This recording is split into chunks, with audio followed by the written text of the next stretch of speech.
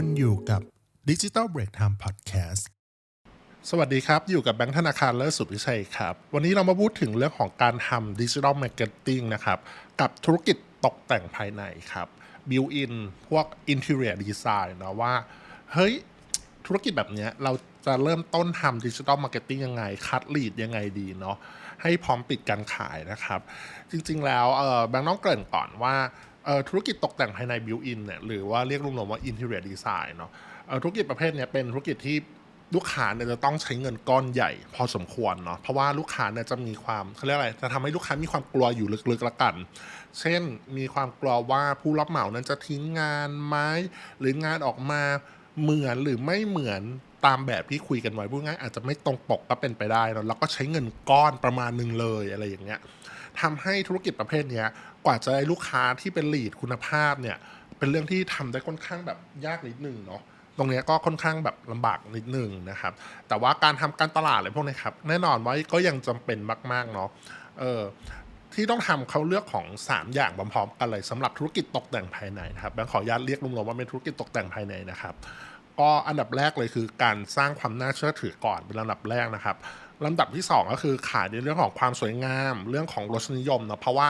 ความสวยงามรสนิยมอะไรพวกนี้เป็นของที่ค่อนข้างปัจเจกละกันอาจจะมีเขาเรียกว่ามีความรสนิยมที่เป็นเมเจอร์แบบเมนสตรีมอยู่ประมาณหนึ่งแต่ว่าในเรื่องของดีเทลเนี่ยก็จะมีรายละเอียดที่แตกต่างกันออกไปเนาะแล้วก็แบบที่3ก็คือการคัดกรองลีดนะครับคุณภาพที่มีลูกค้ากำลังจ่ายจริงลูกค้ามีคุณภาพมีกำลังจ่ายจริงในบทความนี้เราจะพูดถึงเรื่องของ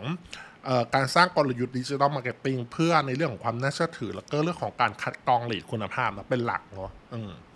ซึ่งอันนี้ต้องบอกก่อนว่าทางแบงก์เองเนี่ยทาง Digital Break Time เองเนี่ยมีลูกค้าที่เป็นธุรกิจตกแต่งภายในอยู่แล้วนะครับก็มีอยู่ที่ทำอยู่ด้วยอะไรเงี้ยครับก็เลยรู้สึกว่าอันเนี้ยเรากั่นกรองมาเราทำมาประมาณนึงแล้วรู้สึกว่าเฮ้ยนำเอาประสบการณ์ที่เราทำเนี่ยมาตกผลึกแล้วก็มาทำมาเป็นคอนเทนต์นี้เป็นบทความนี้นะครับพอดแคสต์นี้นะครับว่าหน้างานจริงเราเป็นอะไรบ้างเจออะไรกันมาบ้างธุรกิจประเภทนี้ควรจะต้องทำอะไรบ้างนะครับมาข้อแรกเลยคืออันดับแรกเลยคือการคัดลีดคุณภาพเนี่ยใช้แอดครีเอทีฟให้เป็นประโยชน์เนาะด้วยการระบุราคาในแอดครีเอทีฟในโฆษณาเลยนะครับปัญหาที่เกิดขึ้นเป็นวงกว้างสำหรับธุรกิจตกแต่งภายในเนี่ยนะครับเขาเรียกว่าจะได้ลีดที่ไม่ตรงกับคุณภาพที่เราอยากได้สักเท่าไหร่เนาะนั่นคือเพราะว่าบางทีอ่ะไม่ใช่บางทีอ่ะหลายเจ้าเลยก็คือไม่ได้ระบุราคาเข้าไปในแอดครีเอทีฟเนาะเข้าไปในอาร์ตเวิร์กหรือในแคปชั่นเองก็ตามอะไรนะครับอันนี้เราเข้าใจได้นะเข้าใจเรื่องของเจ้าของธุรกิจได้เพราะว่าพวกนี้มันเป็นเรื่องของการเรานำเสนองานศิลป์ประมาณหนึ่งอ่ะเข้าใจได้นะเป็นเรื่องของความสวยงามการมีระบุราคาลงไปในรูปเนี่ยทำให้ดูแบบไม่น่ามองเท่าไหร่หรือน่ามองน้อยลง ใช้คำนี้หรือบางทีพวกราคาเข้าไปขัดอยู่ในอาร์ตเวิร์กมันก็จะดูแบบอาจจะไม่ใช่อะไรอย่างเงี้ยก็เข้าใจได้นะครับอันนี้เราก็เข้าใจนะประมาณนึงนะแต่ว่าอย่าลืมว่าอันเนี้ยมันคือการทำธุรกิจอะเนาะเพราะฉะนั้นเราจะมาเป็นงานศิลป์อย่างเดียวไม่ได้อาจจะต้องมีความควบคู่ตรงนี้เข้าไปด้วยนะก็คือการที่เราต้องใส่ราคานะครับแต่ว่าถ้าเราไม่ใส่ราคาเลยนั่นคือเพนพอยต์ของธุรกิจนี้เลยอันดับแรกเลยนะอันนี้แบงค์บอกก่อนว่าเฮ้ยลูกค้าของแบงค์มีเหมือนกันที่ไม่ระบุราคาเข้าไปเลยอย่างเงี้ยคือก็อาจจะทำให้ลูกค้าที่เข้ามาดูผลงานของเราแล้วเนี่ยก็ไม่สามารถรู้ได้เลยว่าภาพสวยๆงานทีดีต่อให้เป็นผลงานจริงอะไรพวกนี้ครับที่เสร็จแล้วเนี่ยมันมีราคาเท่าไหร่กันแน่ถูกปะเพราะว่าเราประเมินด้วยตาอย่างเดียวคือมันรับรู้แค่อารมณ์สุนทรียภาพอะงานศิลป์ด้วยความสวยงามเท่านั้นเองเนาะพอไม่รู้ราคาแล้วยังไงต่อนั่น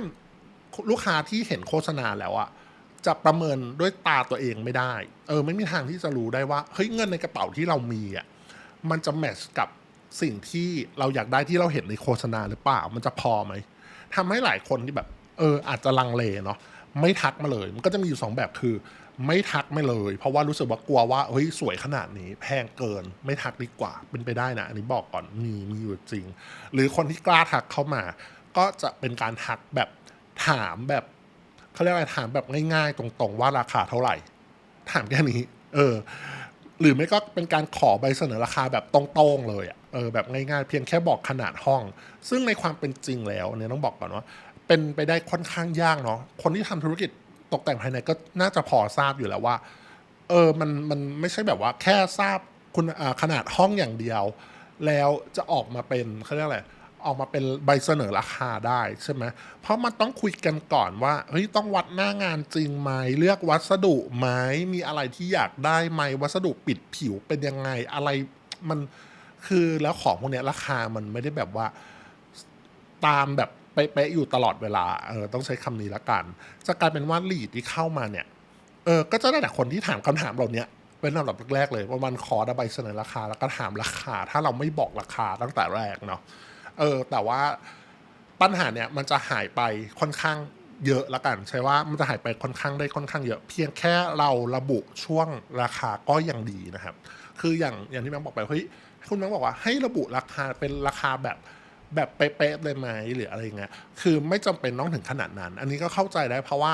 อย่างลูกค้าที่ทำไปเสร็จแล้วอะไรเงี้ยแล้วเราก็แบบเหมือนขออนุญาตแล้วก็นำเสนอผลงานภายในเนาะก็บอกระบุช่วงเวลาอะไรเงี้ยช่วงราคาเงี้ยครับคือบางคนอาจจะคิดว่าเฮ้ยระบุเป็นเลขกลมๆหรือเปล่าหรือระบุเป็นตัวเลขเป๊ะๆอย่างเงี้ยเพราะว่าถ้าระบุอย่างนั้นปุ๊บเนี่ยจะมีปัญหานิดนึงก็คือเวลาที่เราทำโฆษณาไปนานๆหรือผลงานนั้นมันอยู่ไปประมาณหนึ่งแล้วอะวัสดุมันราคาขึ้นลงได้นะหลายคนอาจจะไม่ทราบว่าวัสดุราคาขึ้นลงได้อะไรพวกเนี้ยเลยมันทำให้การแบบคอมมิตว่าเป็นราคานั้นอะมันก็อาจจะแบบยากใช้คำว่ายากเนาะอันนี้เข้าใจแบบเข้าใจเจ้าของธุรกิจมากๆเลยเพราะฉะนั้นเนี่ยวิธีการแก้ปัญหาก็คือให้ระบุแบบช่วงระยะช่วงราคาไปจะดีกว่าเช่นเนาะโปรเจกต์คอนโดสไตล์โมเดิร์นลักชัวรี่อะไรอย่างเงี้ยตกแต่งภายในงบประมาณบิลอินอยู่ที่200,000 2 xxx 2 xxx 200,000นะ2 xxx ถึง3 xxx ประมาณนี้เนาะก็ไม่รวมเขาเรียกอะไรไม่รวมอย่างอื่นไม่รวมเฟอร์นิเจอร์ลอยตัวหรืออะไรอย่างเงี้ยก็ว่ากันไปเนาะเพื่อสื่อในเรื่องของราคานะแล้วก็อาจจะระบุด้วยว่าเฮ้ยห้องนี้เขาเรียกอะไรเป็นพอมันเป็นผลงานจริงเราสามารถบอกได้ว่าห้องนี้ไซส์ประมาณนี้ได้งบประมาณเท่านี้ก็ออกมาเป็นแบบนี้พอมันสื่อในเรื่องของราคาปุ๊บคนที่สนใจว่าตกแต่งภายในของเราเนี่ยผลงานเนี้ยเราชอบเฮ้ยอยากได้บ้างอะไรเงี้ยงบประมาณเท่านี้เราดูแล้วเฮ้ยมันเท่ากับห้องเราที่เรามีเลยอะไรเงี้ยขนาดห้องก็ใกล้กันราคาคงไม่หนีจากนี้ไปเท่าไหร่หรอกใช่ไหมทำให้เราประเมินราคาด้วยตัวเองแบบเบื้องต้นได้ง่ายๆทันทีอะถูกปะทำให้ลูกค้าที่ทักเข้ามาปุ๊บอะจะกลับกันละจะเปลี่ยนเลยก็คือบทสนทนาก็จะเปลี่ยนไปเป็นแบบว่าการโอเคอาจจะมีเรื่องของการขอใบเสนอราคาในเบื้องต้นอาจจะมีบ้างแต่เป็นการย้ำให้แน่ใจว่าผลงานที่ลูกค้าเราสนใจเนี่ยที่เขาเห็นนะครับอาจจะแคปมาเลยว่าเฮ้ยราคานี้มีได้อะไรบ้างวัสดุเป็นอย่างไรเนาะขนาดห้องเท่านี้จริงไหมทำผลงานที่ไหนมีรูปแบบหรือสไตล์อะไรบ้างที่สามารถลูกค้าอยากได้และอาจจะเป็นเรื่องของการไปวัดขนาดหน้างานจริงแหละพอไปวัดขนาดหน้างานจริงเนี่ยลูกค้าโอเคอาจจะยังไม่ได้ซื้อเราจริงแต่ว่าถือว่าเป็นลีดที่มีคุณภาพนะสำหรับแบงค์นี่คือวัดขนาดหน้างานจริงได้คอนแทคมาแล้วเนี่ยถือว่าค่อนข้างพอสมควรเนาะก็แน่นอนว่าการใส่เรื่องของช่วงราคาเนี่ยถ้าไม่อยากใส่ในรูปแบบบางคนบอกว่าเฮ้ยอาจจะทำให้สไตล์หรือภาพลักษณ์ดูเปลี่ยนคุณแม่มันอาจจะแบบใส่แล้วไม่สวยอะไรอย่างเงี้ยใช่ไหมก็เข้าใจได้แต่ให้ใส่ในแคปชั่นก็ยังดีนะครับใส่ในแคปชั่นก็ได้ถึงแม้คนปัจจุบันเนี่ยอ่านแคปชั่นอาจจะไม่ได้เยอะมากหรอกแต่ว่ามีบ้างเนาะใส่ไว้เป็นระบุในเบื้องต้นเป็นไกด์ไลน์ก็ยังดีนะครับดีกว่าไม่ใส่เลยต่อมาข้อที่2เขาเรียกว่าเรื่องของ cash flow เนาะคือเรื่องของกระแสเงินสดเนาะสามารถทำให้ไหลลื่นด้วยงบทางการตลาดนะครับให้แบ่งงบของการทำตกแต่งภายในบ้านกับคอนโดออกจากกันแยกจากกันไปเลยนะครับบางคนบอกว่าเฮ้ยคุณแบงค์นี้ดูเรื่อง cash flow ให้ด้วยเหรอเรื่องของกระแสเงินสดด้วยเหรอต้องบอกก่อนว่าไม่ได้ดูขนาดนั้นนะแต่ว่าพอเราทำดิจิทัลมาร์เก็ตติ้งเกี่ยวกับงานตกแต่งภายในเนี่ยเราก็จะพอทราบระดับหนึ่งเลยว่าเฮ้ยการที่ตกแต่งภายในบ้านกับคอนโดเนี่ยระยะเวลามันต่างกันนะระยะเวลาการทำงานมันต่างกันระยะเวลาการได้เงินหรืออะไรเงี้ยการได้เงินพวกกระแสเงินสดของเจ้าของธุรกิจที่แบบโอเคมันที่แบบเจ้าใหญ่มากขนาดนั้นอะไรอย่างเงี้ยอาจจะต้องดูเราก็มาดูด้วยแล้วเรื่องของการแบ่งงบทำการตลาดระหว่างบ้านกับคอนโดเมื่อแยกออกจากกันปุ๊บเนี่ยเฮ้ยมันจะช่วยอะไรได้บ้างนะครับเรามาบอกก่อนเนาะการตกแต่งภายในของสำหรับคอนโดก่อนแล้วกันเขาบอกคอนโดมิเนียมต่างๆอะไรพวกนี้อพาร์ตเมนต์ด้วยนะอะไรพวกนี้เนาะขนาดที่เป็นห้องชุดอะไรพวกนี้ครับ ก็มีลักษณะเฉพาะตัวเนาะคอนโดเนี่ยพื้นที่มันไม่ได้ใหญ่มากถูกไหมรายละเอียดไม่ได้ซับซ้อนใช่ไหมครับรับงานจบงานเนี่ยมักจะค่อนข้างไวตั้งแต่รับงานจบงานเนี่ยไม่นานนะครับเพราะว่าใช้ระยะเวลาประมาณแบบ1-2 เดือนเท่านั้นเองเพราะว่าห้องมันจะไซส์ไม่ใหญ่มากอะถูกปะอะห้องแบบเล็กสุดมันเดี๋ยวนี้มันเท่าไหร่20กว่าตารางเมตรใช่ไหมจนแบบใหญ่ๆแบบห้องดับเบิลทูเบดรูมอาจจะ60 70 80ถ้าเพนท์เฮาส์อาจจะใหญ่กว่านั้นอะไรเงี้ยก็อาจจะใหญ่กว่านั้นเนาะแต่ว่าโดยปกติเราก็อยู่เรนจ์20อัพจนถึง60 70เนี่ยก็ถือว่าประมาณหนึ่งแหละก็ทำให้เฮ้ยระยะเวลาเนี่ยมันค่อนข้างสั้นเนาะ1-2 เดือนเนี่ยจบงานได้แหละทำให้กระแสเงินสดหมุนเวียนเนี่ยค่อนข้างเร็วเนาะเงินไม่จมนะครับใช้ว่าเงินไม่จมเพราะว่าของพวกนี้มันทำไปมันเบิกไปมันทำไปเนาะเป็นเรื่องเข้าใจได้แล้วก็นำกำไรนำเงินสดเนี่ยมาต่อยอดในงานต่อๆไปได้เนาะอ่ะแต่พอเป็นกับกันตกแต่งภายในสำหรับบ้านปุ๊บเนี่ยการตกแต่งภายในสำหรับบ้านปุ๊บเนี่ยสเกลเนี่ยมันจะคนละเรื่องกันละคนละขนาดกับคอนโดเลยเพราะว่าขนาดของบ้านเนี่ยพื้นที่มันค่อนข้างใหญ่เนาะอาจจะครอบคลุมหลายร้อยตารางเมตรบ้านเดี๋ยวนี้ขนาดถ้าเป็นบ้านขนาดเล็กๆอะไรอย่างเงี้ยขนาดแบบเล็กๆหรือทาวน์เฮาส์อะไรอย่างเงี้ยครับก็หลักร้อยตารางเมตรเหมือนโทษทีใช้ว่าหลักร้อยตารางเมตรพื้นที่ใช้สอยใช้ว่าพื้นที่ใช้สอยเนาะถ้าสมมติว่าบิวทั้งหมดทั้งบ้านอันนี้พูดกันแบบกลมๆเนาะบิวกันทั้งบ้านทั้งหลังอะไรอย่างเงี้ยก็หลักร้อยตารางเมตรขึ้นไปแล้วบ้านยิ่งใหญ่มากมีนะ3 4 5 600ตารางเมตรเนี่ย2 ชั้น 3 ชั้นโอ้โหแล้วถ้าบิวทั้งบ้านนี่คือแบบโอเคถ้าบิวเป็นบางห้องก็พอเข้าใจได้แต่บางทีบิวแบบทั้งหลังก็มีนะต้องใช้คำนี้เหมือนกันเนาะจำนวนห้องก็เยอะกว่ายิ่งเป็นการตกแต่งภายในแบบบ้านใหม่เนี่ยก็มักจะตกแต่งแบบทั้งหลังสำหรับคนที่แบบกู้มามีเงินหน่อยอะไรเงี้ยกู้เงินธนาคารมาบางทีกู้เงินซื้อบ้านใหม่เนี่ยเขาก็จะให้เงินกู้ท็อปอัพสำหรับการตกแต่งภายในด้วยเหมือนกันนะครับเพื่อให้แบบสไตล์ของบ้านเนี่ยเป็นไปทางทิศทางเป็นโทนเดียวกันว่างั้นเถอะทำให้กระแสเงินสดของกิจการเนี่ยถ้าสำหรับธุรกิจกิจการที่ไม่ได้ใหญ่มากนะครับอาจจะแบบไม่คล่องตัวเท่ากับตอนรับงานคอนโดเนาะแน่นอนแต่ว่าแน่นอนว่ามูลค่าของงานมูลค่าของงานของบ้านเนี่ยมันจะมากกว่าของของคอนโดอยู่แล้วนะครับมีมูลค่ามากกว่าเนาะแต่ก็ต้องแลกกับระยะเวลาที่ใช้มากกว่าเหมือนกันเนาะเครดิตเทอมทำไปเบิกไปมันก็ใช้ระยะเวลาประมาณหนึ่งนะครับตั้งแต่รับงานจบงานอาจใช้เวลาแบบ3 ถึง 6 เดือนเป็นไปได้นะใช้คำว่าเป็นไปได้นะต้องระมัดระวังตรงนี้นิดนึงนะครับอันนี้เราพูดมาเนี่ยนี่คือการแบบให้ดูเหมือนแยกดูกันว่าทำบ้านกับคอนโดมันต่างกันยังไงใช่ไหมตกแต่งภายในบ้านกับคอนโดเนาะการที่เราจะต้องการกระแสเงินสดหรือ cash flow ที่หมุนเวียนเร็วตรงนี้ครับอาจต้องพิจารณางบประมาณในเรื่องของลงในงบในคอนโดมากกว่าบ้านนะครับเช่นแบบอันนี้สมมตินะตัวเลขแบบ70-30ไหมเช่น70%เราลงงบดิจิทัลมาร์เก็ตติ้งเกี่ยวกับคอนโดแล้วก็30%เป็นบ้านนะครับหรือถ้าเป็นบริษัทไหนที่เป็น Interior Design ตกแต่งภายในไหนเนี่ยที่ต้องการมูลค่างานสูงเราบอกว่าเฮ้ยแบงค์ผมมีกระแสเงินสดเยอะอยู่แล้วเป็นบริษัทขนาดแบบกลางขึ้นไปถึงขนาดใหญ่อะไรอย่างเงี้ยอันนั้นคุณมีกระแสเงินสดเยอะมากอะไรเงี้ยก็อาจจะไปปรับงบสำหรับบ้านมากกว่าก็ได้อันนี้มันไม่มีถูกไม่มีผิดนะขึ้นอยู่กับว่าเราอยากได้อะไรถูกปะหรือถ้าแบบง่ายๆเริ่มต้น50-50ก็ได้ย่อมได้นะครับตรงนี้เหมือนกันเนาะมันสามารถเปลี่ยนแปลงได้ตามระยะเวลาที่เหมาะสมนะครับอันนี้เป็นเรื่องธรรมดาเลยเปลี่ยนแปลงได้อยู่แล้วต่อมาข้อ3เว็บไซต์คือ Visual Showroom นะครับออนไลน์ที่แบบไม่มีวันปิดนะเป็นรากฐานของธุรกิจเลยก็ว่าได้นะครับจริงๆแล้วธุรกิจ Interior Design ตกแต่งภายในเนี่ยมักจะเริ่มต้นด้วยการเปิดทางช่องทางออนไลน์ก่อนเช่นบนเพจMeta เนาะบน Facebook บน IG อะไรพวกนี้ครับโชว์รูปสวยๆบน Instagram ลงคลิปใน TikTok ใน TikTok อะไรพวกนี้ครับแล้วก็รวมถึงใน YouTube อะไรพวกนี้ก็ได้เหมือนกันก็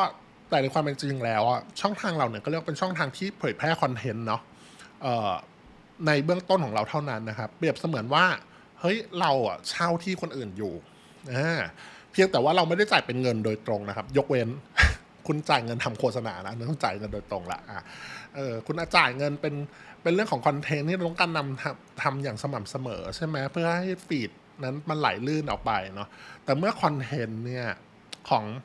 องเราผิดหลักแพลตฟอร์มนั้นๆเนี่ยอาจจะโดนลดการมองเห็นก็เป็นไปได้เป็นเรื่องที่เข้าใจได้เหมือนกันนะครับหรือหนักสุดอาจจะโดนเรื่องของการลบช่องได้นะครับอันนี้เป็นไปได้เหมือนกันแต่ไม่ได้บอกว่า คุณไม่ต้องเปิดช่องทางบนแพลตฟอร์มเหล่านี้หรอกไม่ใช่ถูกปะแน่นอนว่าคุณต้องทำแต่อย่าหลงลืมเรื่องของเว็บไซต์เนาะบางคนมีทุกช่องทางเลยแต่ไม่มีเว็บไซต์อะไรอย่างเงี้ยที่หลายคนอาจจะลืมไปหรือมองข้ามไปนะครับหรือแม้กระทั่งแบบไม่ได้เปิดเลยไม่คิดจะเปิดด้วยซ้ำเว็บไซต์ถึงแม้ว่าธุรกิจจะดำเนินงานมานานแล้วก็ตามนะครับเว็บไซต์เนี่ยมันเป็นฐานรากของเราจริงๆนะ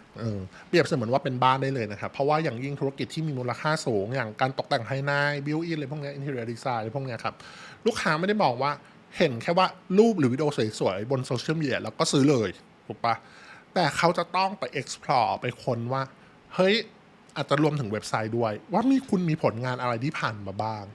มีธุรกิจของคุณเนี่ยมีความน่าเชื่อถือแค่ไหนนะครับที่ตั้งบริษัทอยู่ตรงไหนด้วยบางคนแบบอยากมาดูโชว์รูมจริงถูกปะอยากรู้ว่าบริษัทนี้มีตัวตนจริงหรือเปล่าแล้วก็ยังค้นหาแนวสไตล์การตกแต่งที่เหมาะกับตัวเองได้เหมือนกันนะครับถ้าเว็บไซต์ของเรามีการจัดหมวดหมู่ได้อย่างเหมาะสมมีฐานรากของคนการทำคอนเทนต์แนวบล็อกบทความต่างๆเพื่อรองรับ SEO AEO อะไรนะครับอันนี้บางจะกล่าวในหัวถัดไปเหมือนกันเนาะถ้าแล้วพอมีตรงนี้ปุ๊บเนี่ย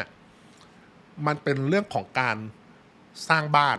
ใช้คำนี้ละกันแล้วก็อีกนิดนึงก็คือเว็บไซต์เนี่ยยังเป็นเครื่องมือเหมาะสมในการเก็บข้อมูลเหมือนกันเช่นการวัดผลจาก GA4 หรือ Google Analytics นะเพื่อวัดว่ามีคนเข้าเว็บไซต์เท่าไหร่มาจากช่องทางไหนได้บ้างกดเรียกเป็น conversion อันนี้หลายคนอาจจะพอทราบอยู่แล้วเป็น conversion กด contact เรามาที่ไลน์กี่ครั้ง submit form มีไหมกดไปที่ messenger มีหรือเปล่าทักเท่าไหร่อะไรก็ว่าไปลงทะเบียนกี่คนอะไรพวกเนี้ยดาวน์โหลดแคตตาล็อกบางคนมีแคตตาล็อกให้ดาวน์โหลดใช่ไหมก็เป็นไปได้เหมือนกันดาวน์โหลดแคตตาล็อกไปเท่าไหร่แบบคุณแบบง่ายๆอยากดาวน์โหลดแคตตาล็อกคุณก็ต้องแบบว่าชื่อเบอร์โทรอีเมลอะไรก็ว่ากันไปถึงจะดาวน์โหลดได้อะไรอย่างเงี้ยเราค่อยติดต่อกลับไปว่าสนใจหรือเปล่าประมาณนี้ไม่งั้นเขาก็ไม่ดาวน์โหลดหรอกถูกปะประมาณนั้นนั่นกันทั้งหมดเนี่ยขึ้นอยู่ว่าเราจะเซตค่า conversion เนี่ยเป็นอย่างไรอันนี้ก็แล้วแต่คนนะครับแล้วแต่ธุรกิจด้วยรวมไปถึงการที่เว็บไซต์ของเราเนี่ยเป็นตัวกลางเพื่อติดตั้งพวกพิกเซลข้ามแพลตฟอร์มเนาะMeta Pixel TikTok Pixel อะไรก็ว่าไป Google Ads Tag อะไรพวกนี้ครับก็ส่งโฆษณาไปยังคนที่เคยเข้าเว็บไซต์ของเราแล้วแต่ยังไม่ตัดสินใจเนาะไปยังแพลตฟอร์มอื่นๆเพราะว่าคนเนี่ยไม่ได้อยู่แค่ที่เดียวเขาอยู่ทุกที่เราก็ต้องทำถ้าเราจะทำโฆษณาก็ข้ามแพลตฟอร์มโดยใช้เว็บไซต์เนี่ยเป็นตัวกลางรวมออเดียนซ์ประมาณนั้นต่อมาข้อที่4นะก็อย่าลืมใช้พวกเพจแอดเนาะอย่างเหมาะสมเพื่อคัดกรองลีดที่มีคุณภาพนะครับการทำโฆษณาส่วนของธุรกิจตกแต่งภายในเนี่ยจะมีความธุรกิจคล้ายคลึงแล้วกันมีความคล้ายคลึงเกี่ยวกับพวกธุรกิจที่เน้นลีดอื่นๆเช่นธุรกิจที่แบงค์เคยกล่าวไปพวกธุรกิจพวกบัญชีพวกนี้ก็หาลีดเหมือนกันขายรถก็เป็นลีดอะไรพวกนี้ครับเหมือนกันเลยลีดเหมือนกันเนาะแต่ว่าเรื่องของคุณภาพของลีดเนี่ยเป็นเรื่องสำคัญนะครับเพราะว่าการทำธุรกิจเบื้องต้นของทางแบงค์เองเนี่ยการทำแนะนำเนาะที่ทำให้ลูกค้าเนี่ยแนะนำแบบว่าลีดที่อยู่4ช่องทางหลักก่อนถ้าลูกค้ามันก็ทำด้วยแล้วก็ถ้าใครเป็นธุรกิจตกแต่งภายในแล้วก็แนะนำให้ทำ4ช่องทางหลักก่อนแล้วค่อยขยายทำการโฆษณาออกไปตามงบประมาณที่โฆษณาที่เราเพิ่มขึ้นได้นะครับอันดับแรกเลยที่รู้สึกว่าอยากให้ทำคือ Meta Ads นะครับส่วนที่เป็น Messaging เนาะอันนี้เป็นขั้นตอนแรกของการได้ลีดเลยคือต้องการให้มีทักแชทพูดคุยสนทนากันก่อนนะครับดังนั้นเนี่ยเราสามารถสอบถามความต้องการในเบื้องต้นก่อนได้ไม่ว่าจะเป็นงบประมาณที่ลูกค้าต้องการเนาะขนาดพื้นที่ที่ลูกค้าต้องการจะทำตกแต่งเนาะไม่ว่าจะเป็นบ้านหรือคอนโดคัดกรองอะไรด้วยคำถามเราเนี่ยก็ช่วยลูกค้าช่วยหาลูกค้าตัวจริงได้มากขึ้นละกันเพื่อที่จะให้เราเนี่ยนัดหมายเพื่อเข้าไปวัดพื้นที่ประเมินราคาได้อย่างมั่นใจมากขึ้นเนาะต่อมาเรื่องของ Meta Ad เหมือนกันยังอยู่ที่ Meta Ad นะครับส่วนนี้เป็นของ Lead Generation เนาะในส่วนรูปแบบนี้มีการกรอกฟอร์มของ Meta นะเราเนี่ยให้คนที่กรอกข้อมูลเสร็จแล้วเนี่ยเชื่อมระบบของ CRM แบบทั่วๆไปหรือแบบง่ายๆสุดเลยเข้า Google Sheet ลงไปเลยเซลล์เห็นปุ๊บลงทะเบียนมาเราก็ให้เซลล์โทรติดต่อกลับอะไรเงี้ยให้มันให้ดูง่ายขึ้นเนี่ยแล้วก็เราสามารถใส่คำถามอะไรพวกเนี้ยเข้าไปได้เหมือนกันเลยในเหมือนเมสเซจเลยสามารถใส่เข้าไปได้เลยว่าคุณมีบ้านหรือคอนโดขนาดพื้นที่เท่าไหร่อะไรพวกเนี้ยงบประมาณที่ต้องการนั่นนู่นนี่อะไรพวกเนี้ยครับก็คัดกรองได้ค่อนข้างเยอะแต่ว่าอันนี้แบงค์บอกก่อนว่าหลายคนทำอาจจะบอกแบงค์เมตาที่เป็น lead generation มันไม่ค่อยดีเท่าไหร่มันตอบแล้วคนแบบให้ข้อมูลไม่ตรงนั่นนู่นนี่อะไรอย่างเงี้ยครับอันนี้บอกก่อนว่ามันก็เป็นเรื่องจริง ใช่ครับเป็นเรื่องจริงนิดนึงนะครับเพราะว่า Meta เนี่ยเขาจะเรียกเป็นระบบเขาคือ pre-fill คือเขาจะกรอกชื่อเบอร์โทรอีเมลให้อัตโนมัติมันมาจากไหนล่ะมันมาจากที่เราสมัคร Facebook ไว้อะนานแล้วใช่ไหมชื่อก็เป็นชื่อที่ดึงมาบางทีพวกบางคนไม่ได้ใส่ชื่อจริงแล้วใส่ชื่อเล่นอะไรเงี้ยแล้วพวกเบอร์โทรอีเมลเบอร์โทรที่ลงทะเบียนบางทีเบอร์โทรเราเปลี่ยนนานแล้วไม่ได้เปลี่ยนเขาก็ดึงมาให้แล้วคนลงทะเบียนอ่ะก็ไม่ได้สังเกตว่ามันเป็นเบอร์ใหม่เบอร์เก่าเขาก็แบบมันพรีฟิลมันเติมให้กดเน็กเน็กเน็กไปมันก็เสร็จใช่ปะดังนั้นเนี่ยมันก็ทำให้ลีดของทางเมตาตรงเนี้ยที่เราแบบใช้ระบบพรีฟิลแล้วลงทะเบียนแบบง่ายอ่ะมันทำให้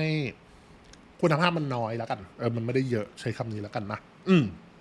แต่ว่าจริงๆตอนนี้เมตาเขาก็มีอัปเดตมานานแล้วว่าเฮ้ยมัน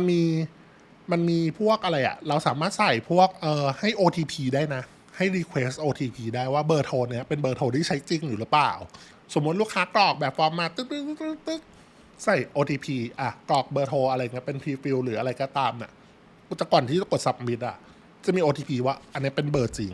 เพราะว่า Meta เขาก็รู้แหละว่าไม่มีลูกค้าที่คนทำโฆษณาเขารีเควสตรงเนี้ยเยอะใช่ไหมก็เลยแบบว่าโอเค OTP เพื่อยืนยันว่าเบอร์นี้เป็นเบอร์ที่ใช้งานจริงหรือเปล่านะตอนนั้นอะไรเงี้ยถ้าเขากรอก OTP แล้วลงทะเบียนฟอร์มมาได้ปุ๊บมันก็แน่นอนว่าต้องติดต่อกลับได้เพราะเป็นเบอร์จริงถูกปะแล้วก็ที่เหลือก็คือเราสามารถใส่พวกคำถามคัดกรองอื่นๆเพิ่มได้ก็ขึ้นอยู่กับเราเลยนะครับตรงนี้แต่ว่าอย่าลืมนะจำไว้ด้วยเหมือนกันว่ายิ่งลูกค้าลงทะเบียนยากเท่าไหร่คอสเปอร์ลีดก็จะสูงมากขึ้นเท่านั้นนะครับอันนี้ก็ต้องระมัดระวังด้วยส่วนหนึ่งเหมือนกันเนาะต่อมาในเรื่องของ Google Ads ที่เป็น Search ครับถ้าเรามีเว็บไซต์พร้อมแล้วเนี่ยการที่เราทำ Google Ads Search เนี่ยก็จะง่ายขึ้นค่อนข้างมากนะเพราะว่าธุรกิจตกแต่งภายในเนี่ยมีความเขาเรียกมีดีมานด์อยู่แล้วมันมีการ Search เป็นเรื่องประจำอยู่แล้วไม่ว่าการค้นหาของลูกค้าจะด้วยคีย์เวิร์ดต่างๆเนี่ยแล้วเอาธุรกิจตัวเองไปโผล่ใน Google Search เนี่ยเรื่องของการตั้งค่า conversion ในช่วงที่เป็นของ lead เนี่ยให้มันเหมาะสมเนาะเช่นการกดคลิกที่ปุ่มไลน์การส่งข้อความใน Messenger กดคลิกไปที่ Messenger หรืออะไรก็หรือการเลือกกดที่โทรติดต่ออะไรพวกนี้ลงทะเบียนอะไรให้เราติดต่อกลับอะไรพวกนี้หรือดาวน์โหลดแคตตาล็อกพวกนี้ได้เหมือนกันนะทั้งหมดเนี่ยเราสามารถคิดเป็นค่า conversion ได้เหมือนกันต่อมาเรื่องของ Google Ads ที่เป็น performance max นะครับหรือที่กันเรียกกันว่า PMax นั่นแหละการทำโฆษณาในแบบเนี้ยคือเน้นโฆษณาไปยังตามช่องทางต่างๆของ Google ทั้งหมดเลยไม่ว่าจะเป็น Search Display YouTube Google Maps ด้วย Gmail ด้วยนะครับจุดมุ่งหมายคือเน้น conversion ในระดับที่สูงสุดนะครับก็ดังนั้นใครที่ตามหา lead รวมถึงการโชว์โฆษณาใน Google Map ด้วยเนาะเพราะว่าเพื่อให้โชว์รูมเราเนี่ยที่เราทำใน Google Business Profile หรือ GMP นะครับ GBP ขอโทษทีปักหมุดไว้นะครับโดดเด่นกว่าใครอะไรพวกนี้ครับก็จำเป็นทำตามโฆษณาแบบ performance max ร่วมด้วยนะเพื่อให้ได้ lead มากขึ้นนั่นเองนะครับทั้งหมดเนี้ยเป็นแค่จุดเริ่มต้นเท่านั้นเนาะใช่ว่าเป็นแค่จุดเริ่มต้นเท่านั้นเองนะการทำโฆษณาแบบเพจแอดนะครับก็ใครมีงบประมาณมากกว่านี้ก็สามารถทำโฆษณาแบบอื่นๆได้ร่วมด้วยได้เหมือนกันนะต่อมาข้อ5ละก็คือเรื่องของSEO AEO นะครับการทำคอนเทนต์ลงไปในเว็บไซต์เนาะทำให้เกิด inbound marketing คือคนดึงดูดคนแบบออร์แกนิกนะครับคนที่จะตกแต่งบ้านตกแต่งภายในเนี่ยมักจะหาข้อมูลเยอะมากเพราะว่ามันใช้เงินเยอะมันใช้เงินก้อนของเขาเนาะไม่ว่าจะเป็นในเครื่องมือ AI หรือใน Google Search ในพวก ChatGPT อะไรก็ตามเลยพวกเนี้ยครับธุรกิจของเราก็ต้องไปอยู่บนนั้นอะถูกปะเป็นการต่อยอดที่เรามีเว็บไซต์แล้วเราก็ต้องสร้างเครื่องจักรที่ดึงดูดคนแบบออร์แกนิกที่เรียกว่า inbound marketing มาให้ได้นะครับรูปแบบของคอนเทนต์นะส่วนใหญ่ก็จะมักจะเป็นบทความเป็นหลักเนาะแต่ว่าเราก็ต้องมีแก่นของคอนเทนต์ก่อนเรียกว่าคอนเทนต์พิลล่านะครับเสาหลักของคอนเทนต์ที่เราจะตัดสินใจว่าเราจะทำคอนเทนต์แนวไหนบ้างในธุรกิจของตกแต่งภายในเนี่ยก็สามารถแบ่งได้หลายรูปแบบนะครับเช่นความรู้ในการตกแต่งภายในเนาะศาสตร์ห่วงจุ้ยความเชื่อต่างๆเกี่ยวกับการตกแต่งภายในสไตล์ของการตกแต่งภายในต่างๆอะไรพวกนี้ครับจริงๆอาจจะมีมากกว่านี้แบงค์แค่ยกตัวอย่างเฉยๆนะครับคุณสามารถนำไปต่อยอดได้ว่าคอนเทนต์พิลล่าของเราเนี่ยเสาหลักของการทำคอนเทนต์เนี่ยจะเป็นอะไรมันพวกนี้คอนเทนต์เราเนี่ยมันจะดูคนที่ค้นหาข้อมูลในด้านนี้อยู่แล้วถูกปะก็ในอนาคตคนที่ค้นหาเราเนี่ยแล้วมาเจอคอนเทนต์เราคลิกมาอ่านปุ๊บ แล้วก็ติดต่อเราหรือแม้กระทั่งใน AI ค้นไปค้นมาเจอแบรนด์เราแนะนำแบรนด์เราเพราะว่าเราทำคอนเทนต์แนวนี้บ่อยๆเหมือนกันมีแนวโน้มที่ลูกค้าเนี่ยในอนาคตจะเป็นลูกค้าของเราได้นะครับอันนี้ขายของเหมือนกันคนที่อยากทำคอนเทนต์ทำไม่ว่าคนทำคอนเทนต์ด้วยทำแอดด้วยละกันให้เข้าไปอยู่ในผลลัพธ์ของหน้าของ Google Search แล้วก็เครื่องมือ AI ต่างๆเลยพวกนี้ก็ใช้เรื่องของเทคนิค SEO AEO เข้ามาช่วยนะครับก็เพื่อได้คอนเทนต์เหล่านั้นไปแสดงโชว์ในลำดับที่ดีเนาะโดย AI เนี่ยนำไปอ้างอิงเหมือนกันซึ่งทางแบงก์นะ Digital Break Time เนี่ยก็ค่อนข้างเชี่ยวชาญเนาะคือแบงก์ก็ทำให้ของตัวเองอยู่แล้วเนี่ยที่เราทำกันอยู่ทุกวันเนี่ยก็มีเหมือนกันเนาะแล้วก็ธุรกิจต่างๆก็ทำกันแล้วก็พวกธุรกิจตกแต่งภายในก็ทำนะครับต้องบอกก่อนเนาะเข้าไปอยู่ใน Google Search แล้วก็ AI ไปอ้างอิงได้ก็ติดต่อได้ที่ Line @Digital Break Time นะครับติดกันเลยนะครับมีเครื่องหมายแอดด้วยนำหน้านะครับหรือโทร 0613245949 โอเคจบการขั้นโฆษณาครับต่อมาข้อที่ 6 ครับคือสร้างความมั่นใจด้วยคลิปของเบื้องหลังของการทำงานจริงเนาะการสัมภาษณ์เจ้าของบ้านที่ใช้บริการกับเราเนาะสิ่งที่ลูกค้าหวาดกลัวมากที่สุดคือการใช้บริการตกแต่งภายในก็คือส่วนใหญ่นะคือผู้รับเหมาทิ้งงานนะครับดังนั้นคอนเทนต์บนโซเชียลมีเดียต่างๆที่เราควรนำเสนอคือนำเสนอด้านของความมั่นใจว่าธุรกิจตกแต่งภายในของเราเนี่ยมั่นใจว่าเราจะไม่ทิ้งงานไม่ว่าจะเป็นรูปแบบคอนเทนต์หรือเบื้องหลังของการทำงานจริงเป็นการแสดงถึงขั้นตอนในการทำงานหลังบ้านเนาะหลังจากที่เราได้รับบรีฟลูกค้าแล้วเฮ้ยเราไปวัดหน้างานกันยังไงประเมินราคาเบื้องต้นประเมินแบบไหนอะไรเงี้ยรวมไปถึงขั้นตอนการดำเนินการต่างๆโปรเซสต่างๆเนี่ยทำให้ลูกค้าเนี่ยสามารถรับรู้ได้รู้ว่าเฮ้ยกว่าจะออกเป็นหน้างานจริงเนี่ยการตกแต่งภายในที่มันดูสวยงามมันผ่านขั้นตอนเยอะเหมือนกันนะมันผ่านขั้นตอนเยอะลูกค้าเนี่ยเป็นการบอกลูกค้าทางอ้อมว่าเฮ้ยเราไม่ทิ้งงานแน่ๆอะไรเงี้ยครับหรือคอนเทนต์อีกแบบคือคอนเทนต์พวกสัมภาษณ์เจ้าของบ้านหลังจากงานเสร็จเนาะที่ใช้บริการกับเราซึ่งคอนเทนต์แบบนี้อาจจะยากสักหน่อยเขาเข้าใจได้เพราะว่าต้องอาศัยความร่วมมือของเจ้าของบ้านด้วยนะบางทีเขาอยากออกกล้องหรืออะไรครับแต่เราสามารถนำเสนอส่วนลดบางอย่างของแถมบางอย่างอะไรเงี้ยบางจุดดูแลหลังการขายมากขึ้นอะไรเงี้ยเพื่อแลกกับให้ลูกค้าที่มาสัมภาษณ์กับเราได้เหมือนกันนะทั้งนี้คลิปสัมภาษณ์ของเจ้าของบ้านจะแบบเสริมสร้างความมั่นใจให้กับคนที่มาเห็นค่อนข้างเยอะนะสำหรับแบงก์ก็ถือว่าค่อนข้างดีเพราะว่าออกมาจากเจ้าของบ้านจริงพร้อมทั้งยังเป็นการให้เขาเรียกว่าตอบคำถามอื่นๆที่เขาเรียกว่าลูกค้าอาจจะต้องเจอเหมือนกันเช่นคุยง่ายไหมราคาเป็นยังไงงบบานปลายหรือเปล่าอะไรพวกนี้หน้างานออกมาตามที่ใจต้องการมากแค่ไหนเรียกว่าเป็นคลิปไม้ตายเลยละกันที่ช่วยยกระดับการปิดลูกค้าขายแบบพรีเมียมได้ค่อนข้างเยอะนะครับเรามาสรุปเนาะก็คือธุรกิจตกแต่งภายในเนี่ยกับกลยุทธ์ดิจิทัลมาร์เก็ตติ้งเริ่มยังไงอย่างที่แบงค์กล่าวไปทั้งหมดแล้วครับว่าเฮ้ยธุรกิจตกแต่งภายในเนี่ยมันมีความพิเศษกว่าธุรกิจอื่นอยู่นิดหน่อยก็คือเรื่องของความสวยงามเนี่ยมันต้องคู่กับความน่าเชื่อถือเป็นหลักมันมาพร้อมกันเลยผสมผสานกับสไตล์ในการตกแต่งภายในนะครับตามที่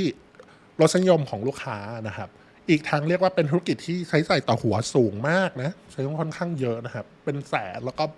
บ้านใหญ่เนี่ยเป็นล้านได้เลยนะครับก็เรียกว่าจึงมีความจำเป็นมากที่เราต้องให้ได้ลีดที่มีคุณภาพเนาะไปพร้อมกับจำนวนลีดที่ได้อย่างสม่ำเสมอเนาะจะทำให้ธุรกิจของเราเนี่ยมีลูกค้าได้อย่างต่อเนื่องนะครับดังนั้นเนี่ยการวางกลยุทธ์ดิจิทัลมาร์เก็ตติ้งก็เลยต้องมีรายละเอียดที่ค่อนข้างดีเทลนิดนึงนะครับแต่ว่าไม่ยากจนเกินไปนะครับโอเคถ้าใครสนใจก็ติดต่อแบงค์ได้นะครับอย่าลืมนะครับ Digital Break Time นะครับโทรมาที่ 0613245949 หรือทักมาแชทมาที่ LINE นะครับโอเคสำหรับวันนี้เท่านี้กันครับอย่าลืมกดไลค์กดติดตามกด Subscribe ให้กับ Digital Break Time Podcast ครับสวัสดีครับ